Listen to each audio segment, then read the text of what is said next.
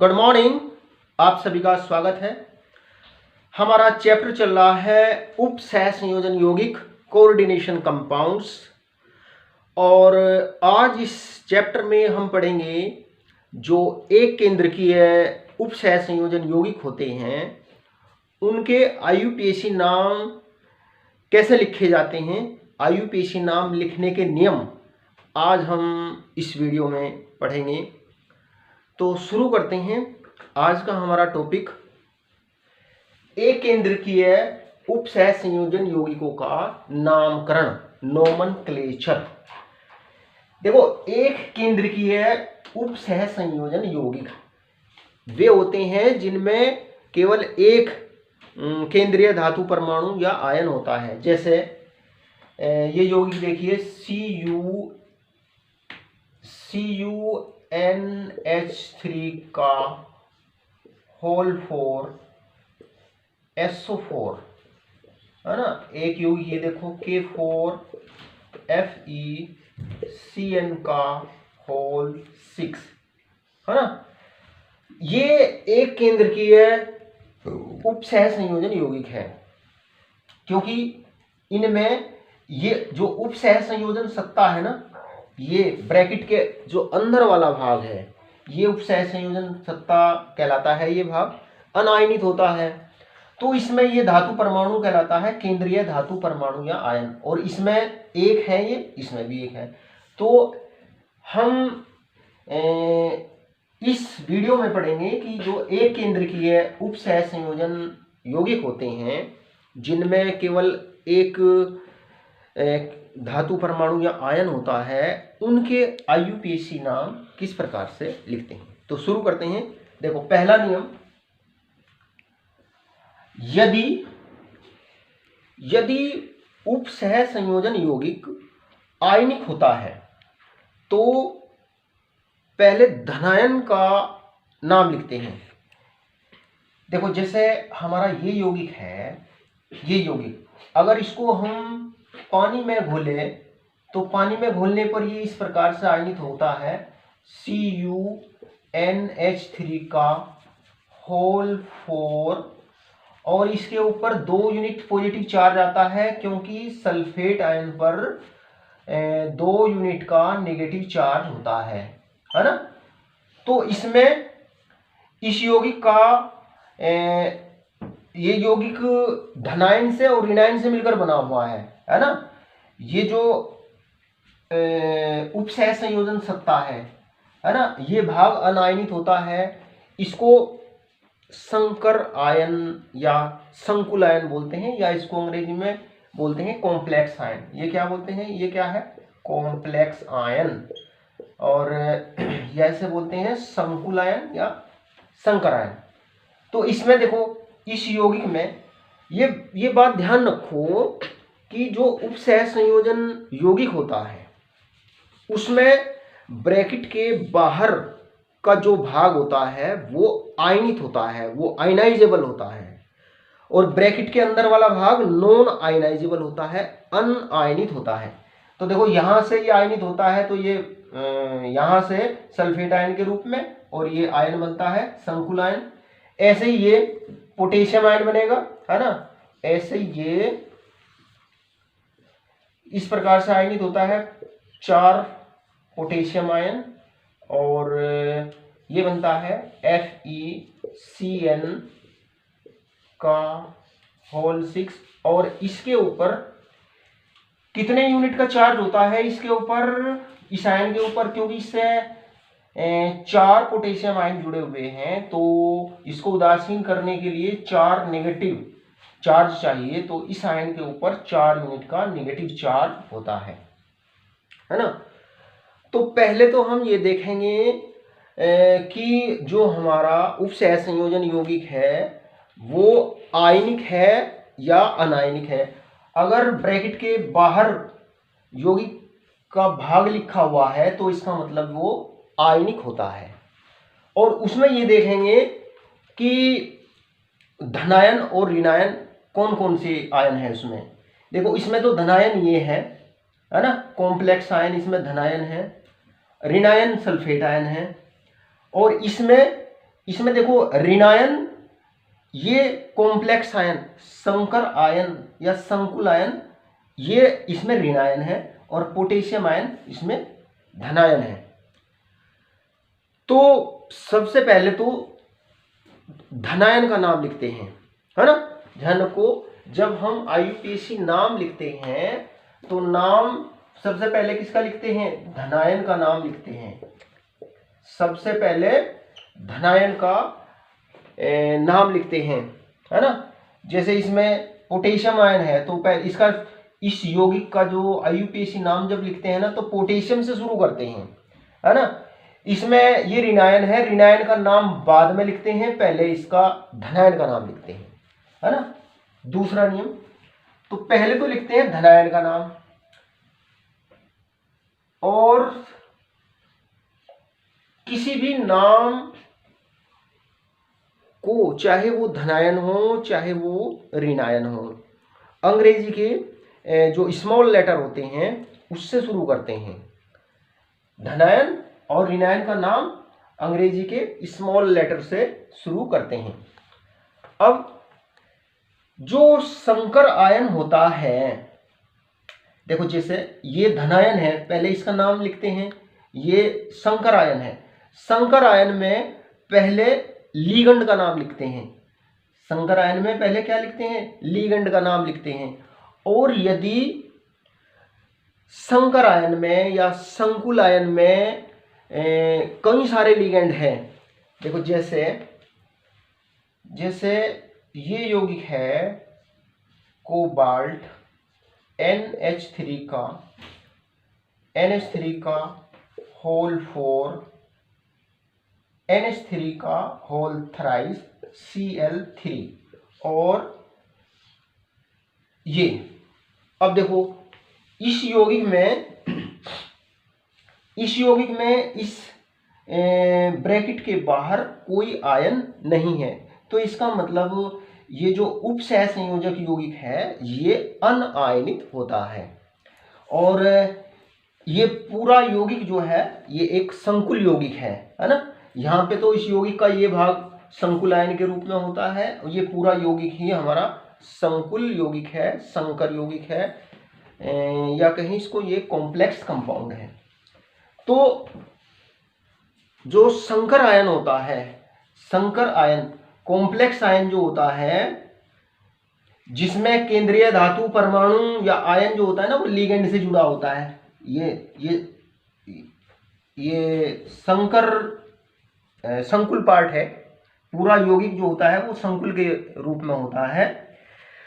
तो जो संकर आयन होता है या जो पूरा संकुल यौगिक होता है उसका जब IUPAC नाम लिखते हैं तो उसमें पहले लिगेंड का नाम लिखते हैं, और यदि धातु परमाणु या आयन से कई लिगेंड जुड़े हुए हैं तो उनके नाम अंग्रेजी वर्णमाला क्रम में लिखते हैं, है ना।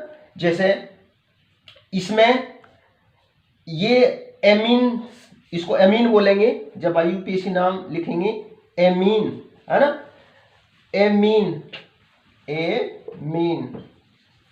बोलेंगे NH3 समूह को, इसको बोलेंगे क्लोरिडो।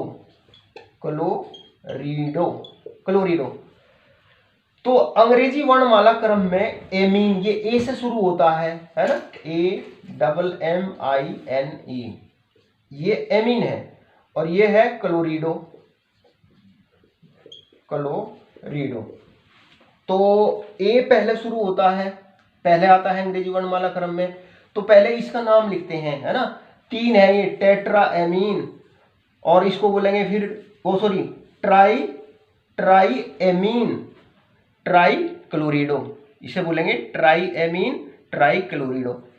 तो पहले तो लिगेंड के नाम अंग्रेजी वर्णमाला क्रम में लिखते हैं, उसके बाद में फिर जो केंद्रीय धातु परमाणु या आयन होता है उसका नाम लिखते हैं, और इस केंद्रीय धातु परमाणु या आयन की जो ऑक्सीकरण अवस्था होती है उसको ब्रैकेट में लिखते हैं। देखो यौगिक का IUPAC नाम लिखने के लिए आपको ऑक्सीकरण अवस्था जो केंद्रीय धातु परमाणु या आयन होता है ना, उसकी ऑक्सीकरण अवस्था क्या है उसका भी आपको पता होना जरूरी है। जब आपको ऑक्सीकरण अवस्था का पता होगा तभी आप उसका IUPAC नाम लिख पाएंगे। देखो जैसे यहाँ है ये उपसह संयोजन सत्ता है, इसमें इसकी जो ऑक्सीकरण अवस्था होती है वो कितनी होगी। देखो जैसे ये आयनित होकर के ये आयन बनाता है। अब ये जो अमोनिया होता है, अमोनिया तो उदासीन होता है, अमोनिया होता है उदासीन, तो इसका मतलब ये जो 2 यूनिट का चार्ज है वो इस Cu के ऊपर है। तो Cu की इसमें ऑक्सीकरण अवस्था जो होती है ना Cu की, वो 2 होती है। Cu की ऑक्सीकरण अवस्था क्या होती है, +2 होती है। और जैसे मैं अगर इसमें कहूं भाई Fe की ऑक्सीकरण अवस्था इसमें क्या है, Fe की ऑक्सीकरण अवस्था देखो, या तो ऐसे निकाल लो भाई, Fe की ऑक्सीकरण अवस्था देखो Cn के ऊपर 1 यूनिट का नेगेटिव चार्ज होता है, एक Cn के ऊपर 1 यूनिट का नेगेटिव चार्ज होता है। तो ये 6 Cn इससे जुड़े हुए हैं, तो मतलब 6 यूनिट का नेगेटिव चार्ज तो यहाँ है। अब कुल मिलाकर के इस आयन पर 4 यूनिट का नेगेटिव चार्ज है, तो 2 यूनिट खत्म होगी नेगेटिव चार्ज, तो इसका मतलब इसके ऊपर Fe के ऊपर 2 यूनिट का पॉजिटिव चार्ज होता है। इसकी जो ऑक्सीकरण अवस्था होती है वो +2 होती है। और ये इसको इस तरीके से निकाल लो भाई, देखो एक पोटेशियम की ऑक्सीकरण अवस्था +1 होती है, और कितने पोटेशियम जुड़ रहे हैं इसमें, 4 पोटेशियम जुड़ रहे हैं, 4 की मल्टीप्लाई करो, प्लस Fe की ऑक्सीकरण अवस्था हमें निकालनी है, Fe रख लीजिए, प्लस 6 Cn की होती है, 6 गुना 1 Cn की -1 है ना, और इनका जो योग होगा, इनका जो टोटल होता है ना वो बराबर होता है 0 है ना। कुल मिलाकर के इस यौगिक पर कोई आवेश नहीं है, तो इनकी ऑक्सीकरण अवस्थाओं का योग बराबर होगा 0। तो Fe की ऑक्सीकरण अवस्था होगी, Fe की जो ऑक्सीकरण अवस्था होगी ना वो होगी, देखो ये -6 ये +4, तो माइनस के 2 बचे बराबर 0, तो Fe बराबर कितना होगा +2। तो Fe की ऑक्सीकरण अवस्था कितनी होगी +2। तो IUPAC नाम रखने के लिए आपको ऑक्सीकरण अवस्था निकालनी आनी चाहिए। हाँ, तो इसका नाम लिख रहे थे हम, जो संकुल यौगिक होता है, संकुल यौगिक हो चाहे वो संकर आयन हो, और पहले धनायन का नाम लिखते हैं। तो जब संकुल आयन या कहे संकर आयन का जो नाम लिखते हैं ना, उसमें पहले लिगेंड का नाम लिखते हैं, और अगर कई सारे लिगेंड है तो उनके नाम अंग्रेजी वर्णमाला क्रम में लिखते हैं। और अगर ये लिगेंड की संख्या 1 से ज़्यादा है, अगर 1 से ज़्यादा है तो इनकी संख्या को, अगर मान लो 2 है, 2 को डाई लिखते हैं, इनके नाम से पहले डाई, जैसे ये एमीन है, अगर यहाँ पे 3 है तो इससे बोलेंगे ट्राई एमीन, 2 होते तो बोलते डाई एमीन है ना, 2 को बोलते हैं डाई, 2 को क्या बोलते हैं डाई है ना, 3 संख्या को बोलते हैं ट्राई है ना, ट्राई,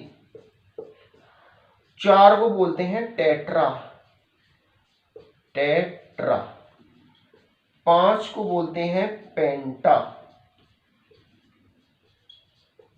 6 को बोलते हैं हेक्सा, हेक्सा है ना। जैसे IUPAC में नाम लिखते हैं ऑर्गेनिक केमिस्ट्री में है ना, वही है उसी प्रकार से। 7 को लिखते हैं hepta, hepta, hepta, HEPTA, hepta. 8 को लिखते हैं ऑक्टा है ना। तो जो सरल लिगेंड होते हैं ना, अगर उनकी संख्या 1 से ज्यादा है ना, मान लो 2 है तो उनके नाम से पहले 2 लिखेंगे, 3 है तो ट्राई लिखेंगे, 4 है तो टेट्रा लिखेंगे, 5 है पेंटा, समझिए। और इनको अंग्रेजी वर्णमाला क्रम में लिखते हैं है ना, जैसे इसे लिखेंगे ट्राई एमीन, ट्राइक्लोरिडो। फिर केंद्रीय धातु परमाणु या आयन का नाम लिखते हैं कोबाल्ट। फिर इसकी ऑक्सीकरण अवस्था लिखते हैं। तो इसका नाम क्या होगा? देखो इसका नाम क्या होगा, इसका नाम, इस यौगिक का नाम क्या होगा? देखो ये एक उदासीन संकुल है, उदासीन संकर यौगिक है ये, तो अनायनित रहता है ये। तो इसका नाम होगा, पहले लिगेंड का नाम लिखते हैं अंग्रेजी वर्णमाला क्रम में। तो ये एमीन है, ये क्लोरिडो समूह है। अब इनके नाम से पहले इनकी जो संख्या है ना, उनको डाई ट्राई टेट्रा पेंटा हेक्सा से पूर्व लग्न के रूप में लिखते हैं। इनकी संख्या को इनके नाम से पहले पूर्व लग्न के रूप में, यानी कि इसका जो नाम होगा ना, इसका नाम देखो ये होगा, इस यौगिक का नाम ट्राई एमीन और ट्राइक्लोरिडो,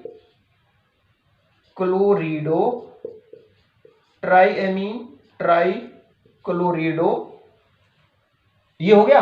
उसके बाद में फिर जो केंद्रीय धातु परमाणु या आयन होता है उसका नाम लिखते हैं कोबाल्ट।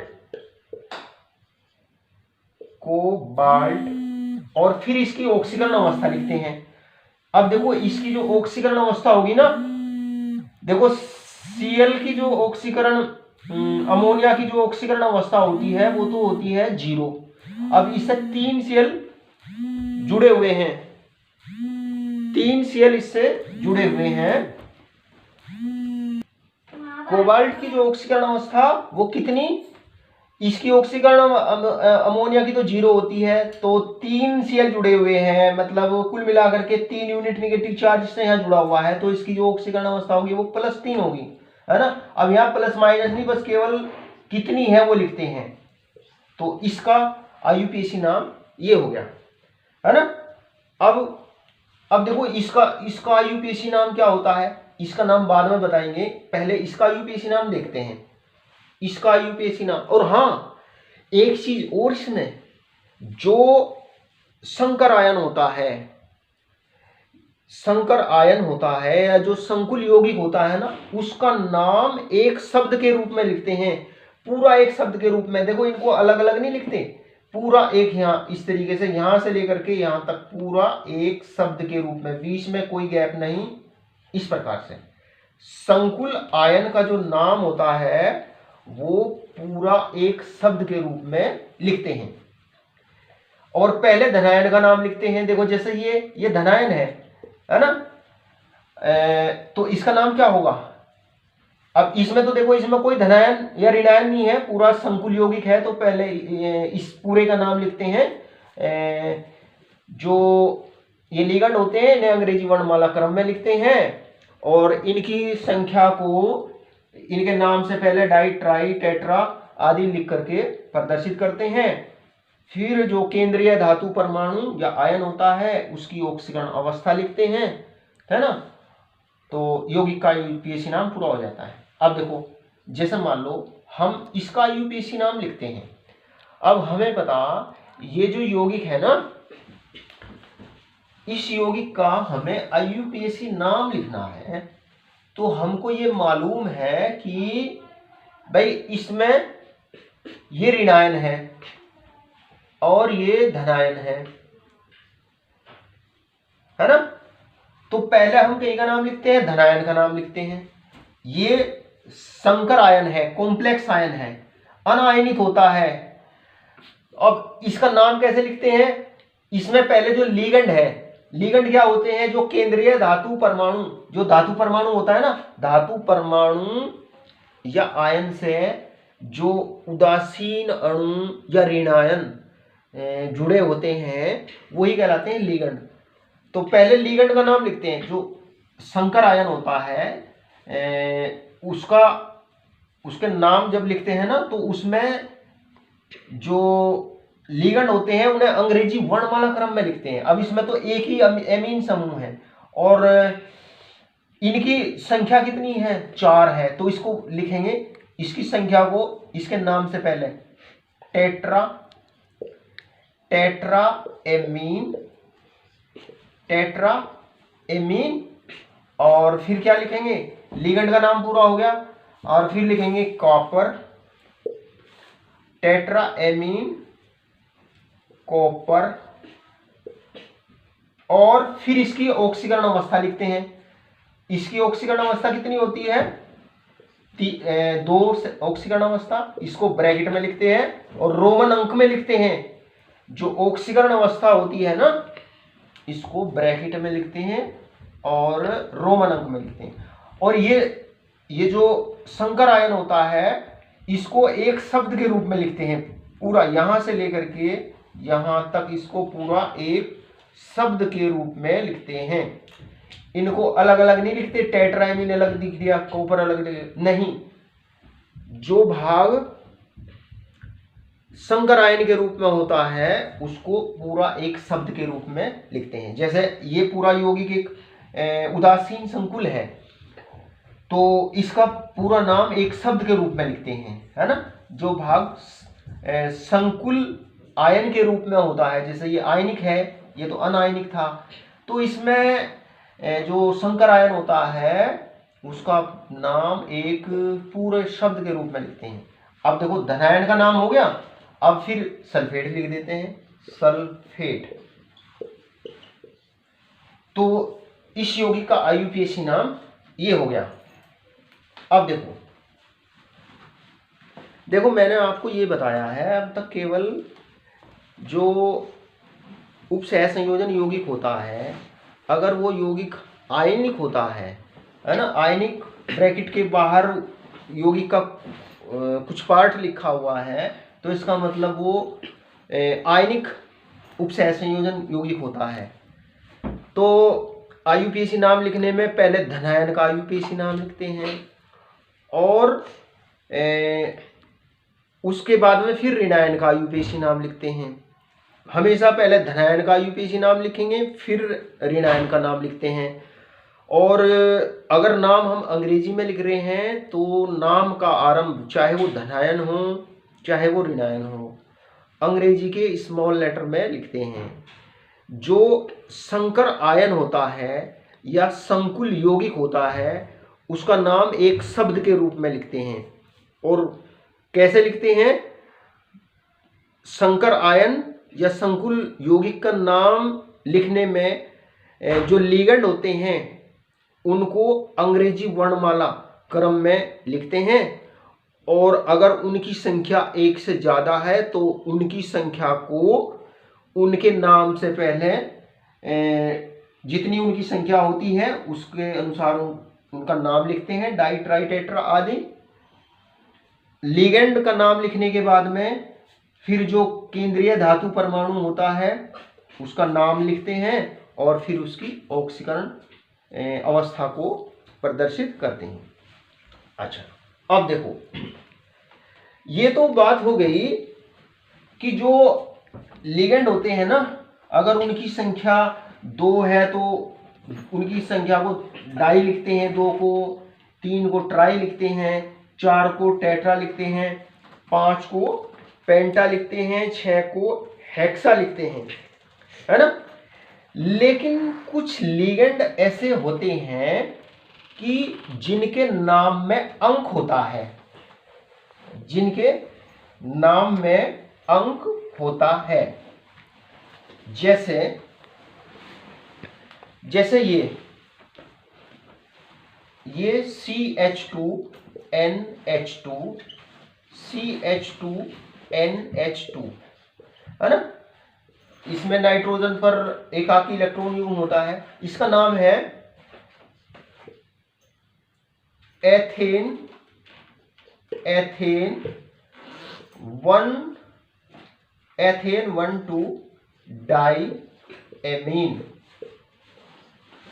Ethane 1,2 di amine.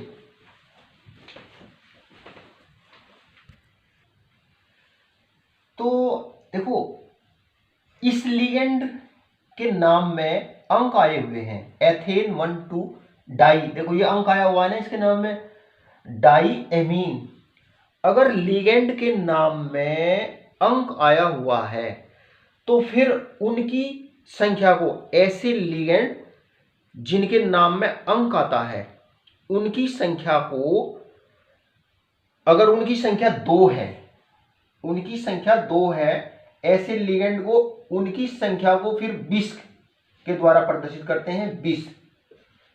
20 अगर मान लो इनकी संख्या 3 है तो इनका पूर्व लग्न लिखते हैं, 3 का पूर्व लग्न लिखते हैं ट्रिस,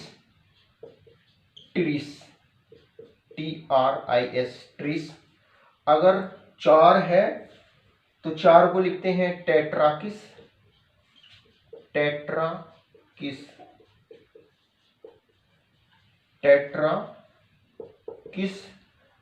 अगर ऐसे लिगेंड की संख्या 5 है तो इनकी संख्या को लिखते हैं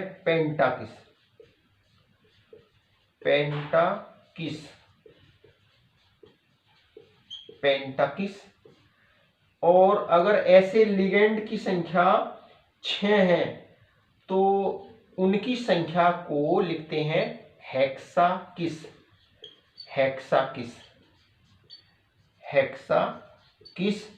और अगर 7 है तो क्या लिखेंगे? हेप्टाकिस,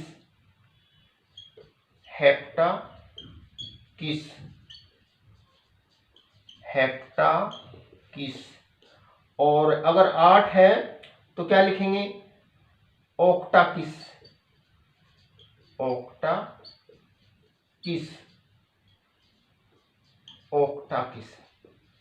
देखो मैंने आपको ये बताया कि अगर किसी लिगेंड के नाम में अंक आया हुआ है, जैसे इसके नाम में डाई आया हुआ है, तो ऐसे लिगेंड की संख्या को, अगर ऐसे लिगेंड की संख्या 2 है तो उस संख्या को इनके नाम से पहले 20 ट्रिस टेट्राकिस, अगर ऐसे लिगेंड की संख्या 2 है तो इसके नाम से पहले 20 लिखते हैं, और अगर 3 है तो इसके नाम से पहले क्या लिखेंगे? ट्रिस लिखेंगे। 3 को लिखेंगे ट्रिस और 4 को लिखेंगे टेट्राकिस। अगर इनकी संख्या 5 है तो पेंटाकिस लिखेंगे, 6 है तो हेक्साकिस लिखेंगे, है ना। देखो यहां पर जैसे ये एमीन समूह है, इसमें तो एमीन में तो कोई अंक आया ही नहीं इसके नाम में, तो अर्गिन की संख्या है 4 तो इसे हमने लिख दिया टेट्राएमीन कॉपर सल्फेट। और ऐसे लिगेंड को उनकी जो संख्या होती है 20 ट्रिस टेट्राकिस, उस संख्या के बाद में ब्रैकेट में लिखते हैं, ये ध्यान रखते हैं। देखो जैसे एक उदाहरण देखते हैं, देखो जैसे ये यौगिक है NiCl2PPH3 का होल ट्वाइस।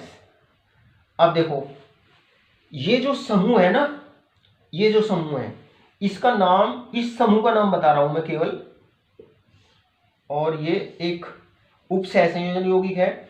ये जो समूह इसमें जुड़ा हुआ है इसका नाम जो है ना वो है ट्राइफेनिल फॉस्फीन है। इस समूह का नाम ट्राइफेनिल फॉस्फीन है।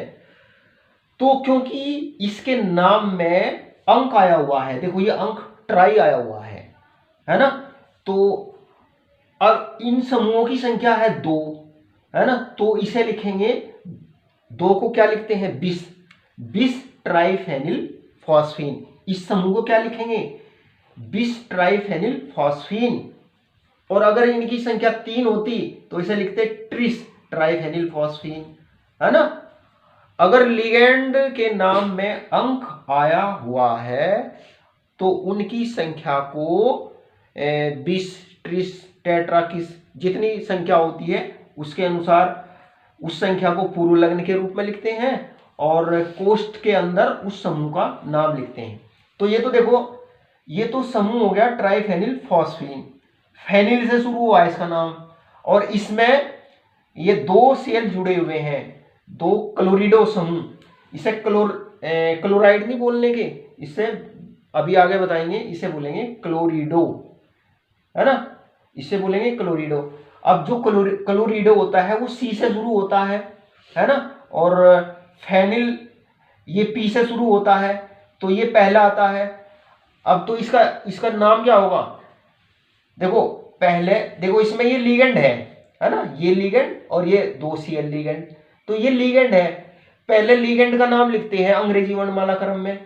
अब देखो पहले इसका नाम लिखेंगे तो लिगेंड का नाम, उसके बाद में केंद्रीय धातु परमाणु या आयन का नाम लिखते हैं। तो इसका जो नाम होगा ना वो ये होगा, पहले अंग्रेजी वर्णमाला क्रम में Cl आएगा तो इसका नाम होगा, और पहले इसकी संख्या लिखेंगे, कितने हैं ये, डाई, इसका नाम होगा डाई क्लोरिडो, डाई क्लोरिडो, है ना, ये हो गया डाई क्लोरिडो। अब ये संख्या लिखते हैं 20, डाई क्लोरिडो 20, है ना, और कोष्ठ में लिखते हैं ये ट्राइफेनिल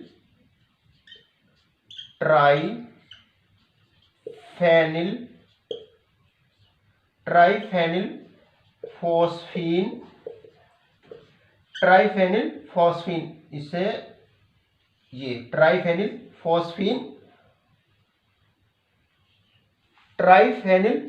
फॉस्फीन, और उसके बाद में फिर जो धातु परमाणु है इसका नाम लिखते हैं निकेल।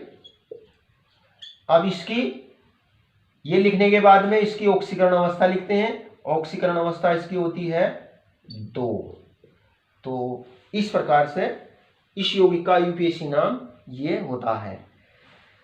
मतलब अगर किसी लिगेंड के नाम में अंक है तो उनकी संख्या को बिस, ट्रिस, टेट्रा, किस, पेंटा, किस के द्वारा प्रदर्शित करते हैं, और जो लिगेंड का नाम होता है उसको ब्रैकेट के अंदर लिखते हैं। अच्छा, एक चीज और ध्यान रखते हैं, देखो जो मैथिल एमीन होता है,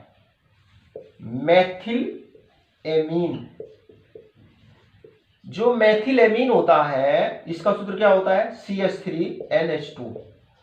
मैथिल एमीन का सूत्र ये होता है CH3NH2। अगर इनकी संख्या ये जो अणु है इसकी संख्या 2 है या 3 है, तो इसे देखो इसके नाम में तो अंक आया नहीं है नाम में इसके अंक, लेकिन फिर भी इसकी जो संख्या होती है ना, अगर इसकी संख्या 2 है ना, तो इसे 20 लिखते हैं, इसको डाई नहीं लिखते, इसको 20 लिखते हैं। अगर इन लिगेंड की संख्या 3 है तो इसे ट्रिस लिखेंगे, अगर 4 है तो टेट्राकिस लिखेंगे, है ना। देखो इसके नाम से पहले इसकी जो संख्या होती है इसको 20, ट्रिस, टेट्राकिस इसलिए लिखते हैं। मान लीजिए इसके अणु 2 अणु धातु परमाणु के साथ में जुड़े हुए हैं, तो 2 को डाई लिखेंगे, है ना। तो इस समूह का फिर नाम क्या होगा, डाई मैथिल एमीन। अगर मान लो ये 2 अणु धातु परमाणु या आयन के साथ में जुड़े हुए हैं, तो जब हम इसका यूपीएससी नाम लिखते हैं तो अगर 2 है तो डाई लिखेंगे पहले, तो डाई मैथिलेमीन लिखेंगे फिर। अब लेकिन जो डाई मैथिलेमीन होता है ना वो तो एक अलग यौगिक होता है, ये होता है डाई मैथिलेमीन CH3 का होल ट्वाइस NH, ये अलग यौगिक है ना। डाई मैथिलेमीन तो ये यौगिक है, इसलिए मैथिलेमीन में ये ध्यान रखते हैं, मैथिलेमीन के जो अणुओं की संख्या होती है ना उसको भी अगर वो 1 से ज्यादा है, 2 है तो उसे 20 लिखते हैं, 3 है तो उसे ट्रिस लिखते हैं, और 4 टेट, और अगर इनकी संख्या 5 है तो पेंटाकिस लिखेंगे, 6 है तो हेक्साकिस लिखेंगे। देखो जो लिगेंड होते हैं, लिगेंड उदासीन भी हो सकते हैं, वो ऋणावेशित भी हो सकते हैं, वो धनावेशित भी हो सकते हैं। तो जो लिगेंड होते हैं उनका नामकरण किस प्रकार से किया जाता है। तो लिगेंड जो हो सकते हैं, लिगेंड उदासीन, ऋणायन या धनायन हो सकते हैं। जो उदासीन लिगेंड है इनके कुछ यहाँ पे उदाहरण लिखे हुए हैं। यही विशेष रूप से आते हैं। CO कार्बोनिल समूह होता है, NO नाइट्रोसिल समूह होता है, H2O को एक्वा समूह लिखते हैं इसका नाम, अमोनिया को एमीन लिखते हैं, IUPAC नाम लिखते हैं ना, तो इसको एमीन लिखते हैं, और इसको थायोकार्बोनिल लिखते हैं। तो ये उदासीन लिगेंड है, इनको आपको ध्यान रखना पड़ेगा। धनावेशित लिगेंड का नाम इयम शब्द पर समाप्त होता है। जैसे ये कुछ धनावेशित लिगेंड है, इनके नाम ये होते हैं नाइट्रोनियम, ये होता है नाइट्रोसोनियम, अमोनियम, क्लोरोनियम, हाइड्रोनियम। तो ये कुछ आयन है, इनके IUPAC नाम क्या होते हैं ये आपको ध्यान रखना पड़ेगा। अब देखते हैं ऋणावेशित लिगेंड के नाम किस प्रकार से लिखते हैं।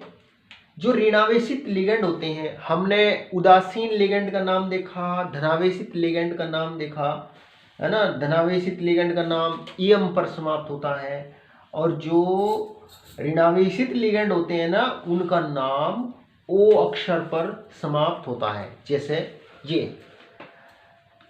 ये देखो, ये क्लोराइड आयन है, वैसे तो क्लोराइड आयन है, लेकिन IUPAC में उपसैस संयोजन यौगिकों की IUPAC में इसको बोलते हैं क्लोरिडो। इस समूह को बोलेंगे क्लोरिडो, है ना।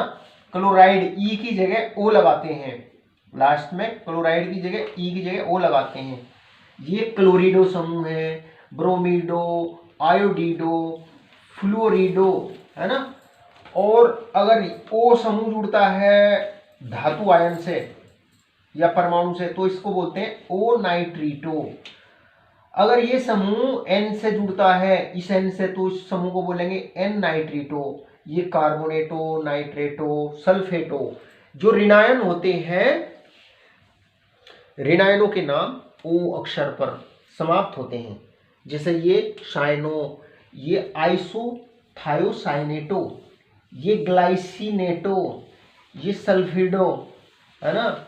और ये एमिडो समूह होता है। N3 के ऊपर नेगेटिव चार्ज, ये एजिडो समूह होता है ना। ये थायोसल्फेटो समूह होता है, SCN थायोसल्फेटो।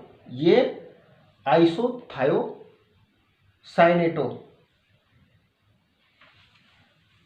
और ये होता है हाइड्रोक्सो, और ये होता है सल्फाइटो, और ये होता है क्लोरेटो। तो जो ऋणायन होते हैं ना, उनका नाम O अक्षर पर समाप्त होता है।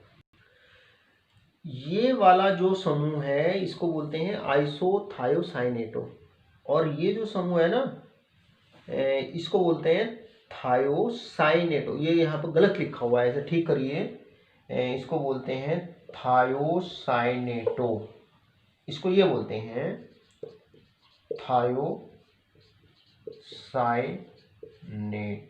थायोसाइनेटो।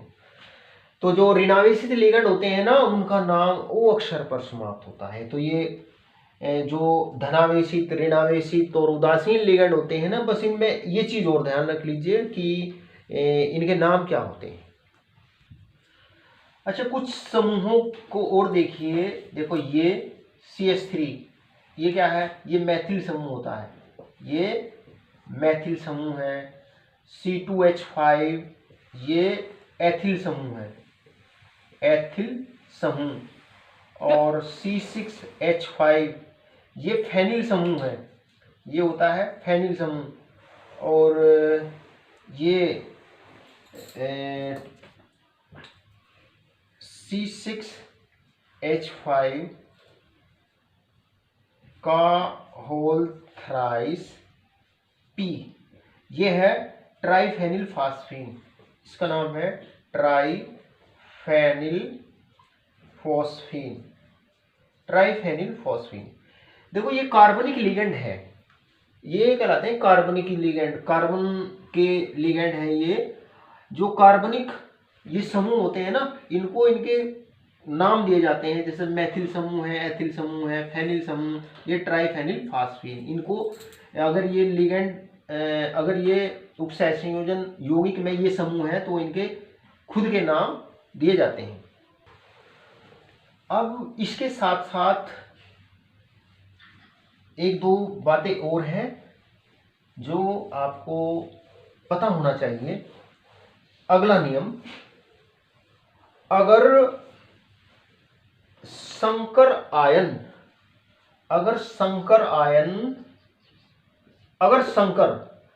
धनायन या उदासीन अणु है, अगर संकर धनायन या उदासीन अणु है,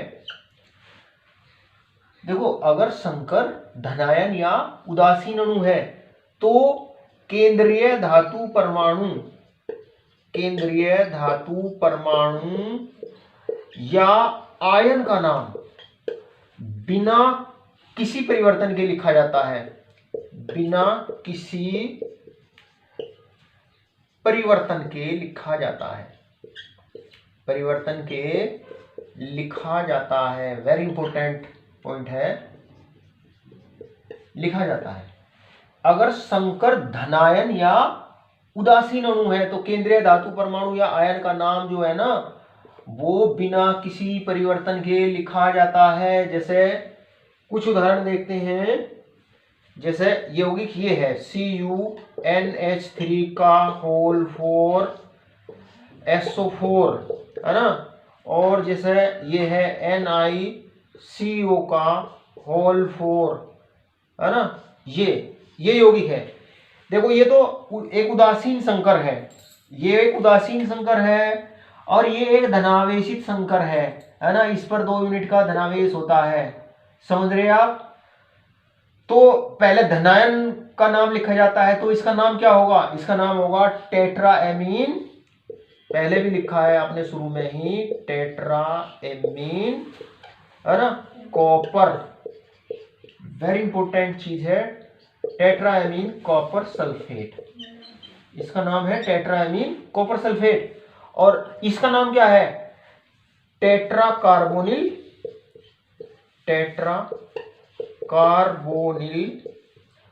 निकेल, और इसकी ऑक्सीकरण अवस्था कितनी होगी, ये उदासीन अणु है तो इसकी ऑक्सीकरण अवस्था होगी 0। तो देखो मैंने आपको ये बताया कि अगर संकर धनायन या उदासीन अणु है, देखो यहाँ पे ये संकर धनायन है, ये उदासीन अणु है, तो इस केंद्रीय धातु परमाणु या आयन का नाम जो है ना, इसके नाम में कोई परिवर्तन नहीं, बिना किसी परिवर्तन के इसका नाम लिखा जाता है। इसे कॉपर ही लिखा जाता है, इसको निकिल ही लिखा जाता है, ये बात ध्यान रखेंगे आप। यदि संकर आयन ऋणायन है तो केंद्रीय धातु परमाणु के नाम के अंत में 8 लगाते हैं, है ना। इससे पहले हमने देखा अगर संकर धनायन है या उदासीन अणु है तो जो धातु परमाणु या आयन होता है ना उसके नाम में कोई परिवर्तन नहीं करते, है ना, केंद्रीय धातु परमाणु या आयन, है ना। और यदि संकर आयन ऋणायन है तो केंद्रीय धातु परमाणु या आयन के नाम के अंत में 8 लगाते हैं, 8। देखो जैसे अगर ऋणायन है तभी लगाएंगे, देखो इसमें ये ऋणायन है, ये जो संकर आयन है ये क्या है, ऋणायन है, इसके ऊपर 4 यूनिट का नेगेटिव चार्ज होता है ना, क्योंकि इससे ये धनायन जुड़ा हुआ है ना। ऐसे ही इससे ये धनायन जुड़े हुए हैं, इसके ऊपर ये 4 यूनिट पॉजिटिव चार्ज इधर जुड़ा हुआ है, तो इसका मतलब इस पर 4 यूनिट का नेगेटिव चार्ज होता है। इन उदाहरणों में जो संकर आयन है वो ऋणायन है। तो जब संकर आयन ऋणायन होता है ना तो ये जो धातु परमाणु या आयन होता है इसके नाम में 8 लगाते हैं। बाकी जो उदासीन होता है या धनायन होता है उसका नाम ऐसा ही रख देते हैं, नाम में कोई परिवर्तन नहीं करते। तो इसका नाम क्या होगा, देखो पहले धनायन का नाम लिखते हैं, इसका नाम क्या है, इसका नाम है पोटेशियम, हिंदी में लिखो या अंग्रेजी में पोटेशियम, पोटेशियम हो गया। अब इसका नाम लिखते हैं potassium hexacyano, potassium hexa cyano, और अब इसको लिखेंगे फेरेट, है ना, इसको लिखेंगे फेरेट, FERRAT, फेरेट।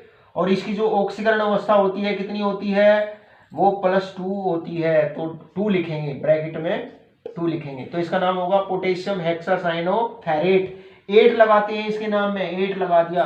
ऐसे ही इसका नाम देखो क्या होगा, इसका नाम क्या होगा, सोडियम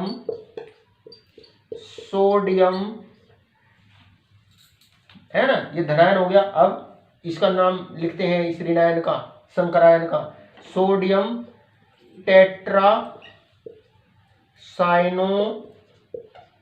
टेट्रासाइनो। अब इसे लिखेंगे, ये ऋणायन है निकलेट, है ना, टेट्रासाइनो निकेलेट। और ये संकरायन है, इसको एक शब्द के रूप में लिखते हैं ऐसे, निकलेट। इसकी ऑक्सीकरण अवस्था कितनी होती है, इसकी ऑक्सीकरण अवस्था होगी, इसकी ऑक्सीकरण अवस्था 0 होगी।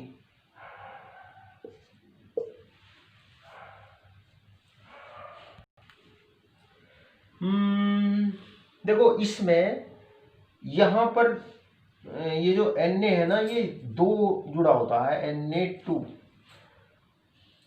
ये Na2 होता है, Na2 होता है, तो इसका नाम होगा सोडियम टेट्रासाइनो निकलेट। और इसकी जो ऑक्सीकरण अवस्था होगी ना, वो ऑक्सीकरण अवस्था इसकी होगी +2, क्योंकि 2 यूनिट का पॉजिटिव चार्ज तो ये हो गया, और 4 यूनिट का नेगेटिव चार्ज ये है, तो इसका मतलब पॉजिटिव नेगेटिव बराबर करने के लिए इसका मतलब इस पर 2 यूनिट का पॉजिटिव चार्ज होता है, तो यहां पर ये 2 लिखो, ये है ना, इसका नाम ये होता है। ध्यान रखो, यदि संकर आयन ऋणायन होता है तो केंद्रीय धातु परमाणु के नाम में 8 लगाते हैं। देखो अगर ऋणायन में ये धातु परमाणु है, Ag है, तो इससे बोलेंगे अर्जेंटेट, 8 लगाएंगे। Fe है तो फेरेट, इस धातु परमाणु को क्यूप्रेट लिखेंगे, है ना, इसको जिंकेट लिखेंगे, इसको कोबाल्टेट लिखेंगे। तो प्यारे विद्यार्थियों, आज की वीडियो में इतना ही। आज मैंने आपको कई सारी इंपॉर्टेंट बातें बताई, इनको अच्छे से इनको तैयार करना, इनके नोट्स बनाना। Thank you.